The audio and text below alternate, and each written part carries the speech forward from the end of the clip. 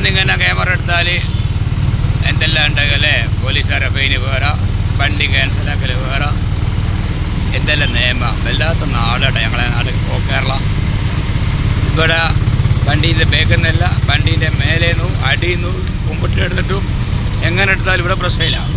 ഏത് കേരളം വിട്ട് കഴിഞ്ഞാൽ കേരളത്തിൻ്റെ നിയമത്തോടുകൂടി തെരിപ്പോറില്ല.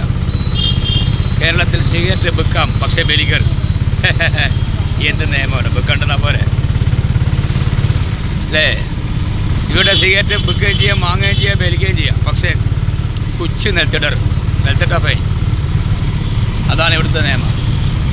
ഇവിടെ ഹെൽമെറ്റ് വേണമെങ്കിൽ ഇടാം, നിർബന്ധമില്ല. ഇൻഷാ അല്ലാഹ് ഞാൻ പിന്നെ ദർഗാ ഷരീഫിലേക്കാണ് പോകുന്നത്. അത് കഴിഞ്ഞിട്ട് ഇൻഷാ അല്ലാഹ് അമരാവതി എൻ്റെ നാട്, അവിടെ സെറ്റിലായിരുന്നു. അവിടെ ആകുമ്പോൾ ഹെൽമെറ്റും വേണ്ട, അങ്ങനെ പോവുകയും ചെയ്യാം. അത് മാത്രമല്ല സിഗരറ്റും വലിക്കാം, ഒരു പ്രശ്നമില്ല. ഇല്ല, അവിടെ ഹെൽമെറ്റൊന്നും ആർക്കും വേണ്ടില്ല. അതാണ് കേരളം. ഒരു വല്ലാത്തൊരു നാടാണ് ഞങ്ങളെ കേരളം. ഷെയ്ത്താന്മാരെ നാടായിപ്പോയും ഷെയ്ത്താന്മാരുടെ കയ്യിലാണ് കേരളം ഉള്ളത്. അതിൽ നിന്ന് രക്ഷിക്കാൻ എന്താ വഴി?